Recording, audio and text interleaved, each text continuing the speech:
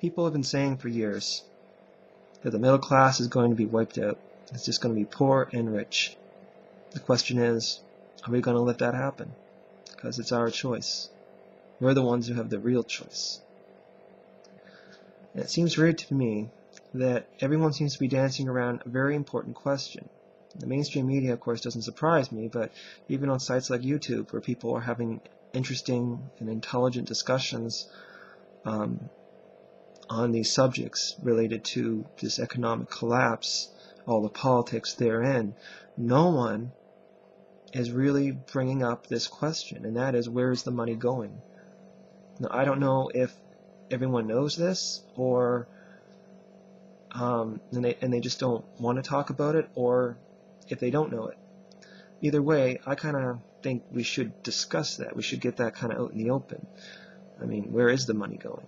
Well, it's going to the elite bankers, of course. I mean, money doesn't just disappear. If one person's losing money, then another person's getting richer. If a company is going under, then another company is getting wealthier. If a country is getting poorer, then another country is getting richer.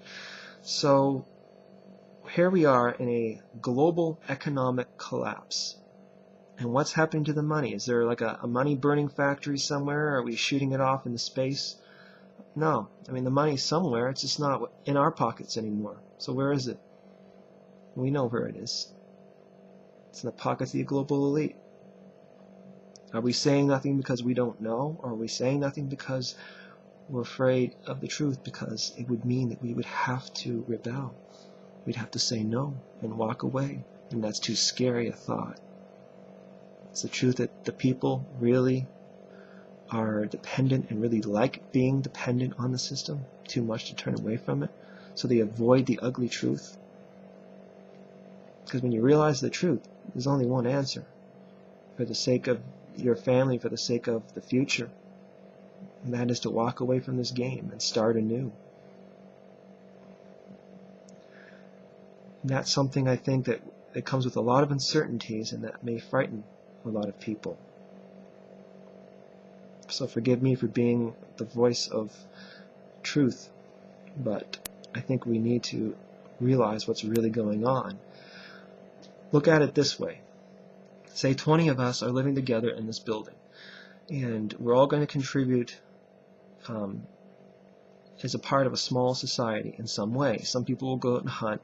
Some of us will work on building a shed or whatever other project. Some will work in the field, and some will make clothing, whatever. We all contribute. We all work hard. And at the end of the day, we sit around a round table. We put a round platter of food in the middle. And it goes without saying that you take your fair share. And of course, if some people are hungrier than others, some people don't feel like eating so much, or some people are allergic to certain things, it's common sense, whatever. Anyway, it doesn't seem like it's that hard or that complex of an issue. But then one person says, you know what, I think I'm going to take most of this for myself, and he pulls it all over to himself. And he says, I'll give you this much, I'll give you this portion, I'll give you that portion. Oh, and you two over there can just starve. And most people around the table say, oh, okay. And the two are going to start, oh, okay, well, we'll just be quiet, and put out our hands, and whatever you guys want to feel like giving us, we'll take it. And I made that point to a lady that I was debating with a while ago on a website. And when she was saying that how we should bargain with the elite rather than demand things from them or to be rebellious or anything. And I said, well then, and I gave her that scenario, and I said, so in that scenario, you would bargain with that man for some peas and gravy? I don't know about you, but I'd be taking my fair share, and I'd be making sure that everyone got their fair share.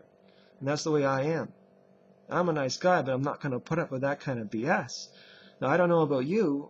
I don't know about most people out there, but that's the way I am.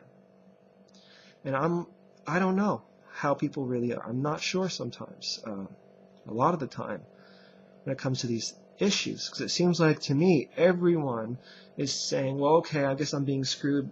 Okay. People love to bitch and complain, but what do they really do about it? The thing is that there's only one thing you can do. Well, actually, there's two. You can try to reform the system, or you can say the hell with the system and turn away from it and start anew. So that's two options. Do you believe that the system is worth reforming? Or do you think the system is so corrupt, you're just going to turn away from it? Those are the options. and they come with a lot of uncertainties. There's no ultimate answers here, just uncertainties with these options. But right now, everyone's playing a game that's rigged, and middle class are all going to become poor. Poverty will be our future if we continue to let it escalate. What has happened globally is the bankers have created central banks. In Canada, it's the Bank of Canada, or the Bank of England, or the Federal Reserve of the United States. And that way they can control and regulate how much banks can lend out, and they can decide whether to inflate or deflate, whatever. They control the system, and whoever prints the money has the power in a monetary system, obviously. And so they go to the political figures and they say, okay, we'll make you very, very rich if you'll help us to establish this. And they do. And you know that the Federal Reserve, for example, even the President of the United States has no say over it. No one knows what they talk about, what they plan, and they answer to nobody. And yet they are responsible for controlling the money in a nation, the people's money. And they do this like they were a mafia. They're accountable to no one. Isn't that extraordinary?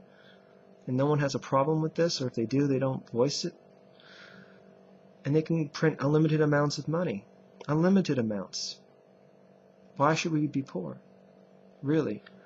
I'm living in a country that is very rich in natural resources.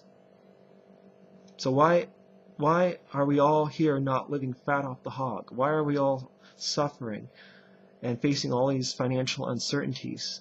We should be living the high life. Why not? Because we're stuck in this stupid game. And I say stupid because, we have to be stupid to go along with this.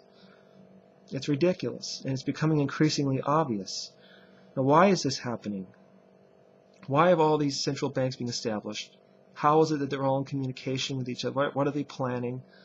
Because it's happening all around the world to create a global economic collapse.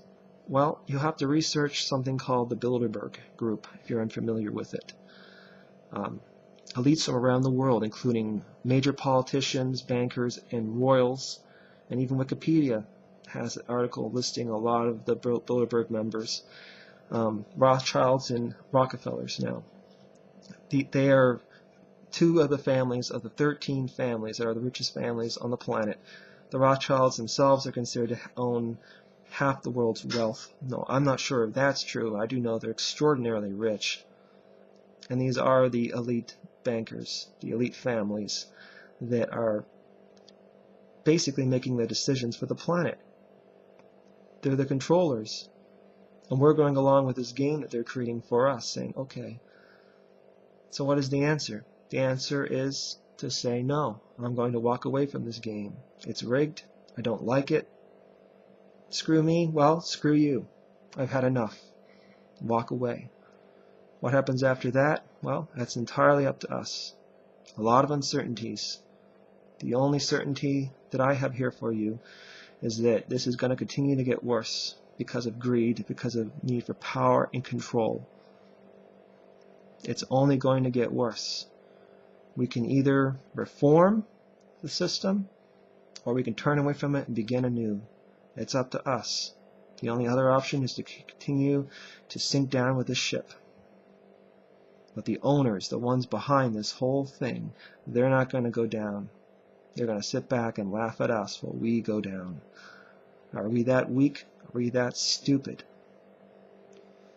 Well, we'll have to wait and see. In the meanwhile, we should talk about it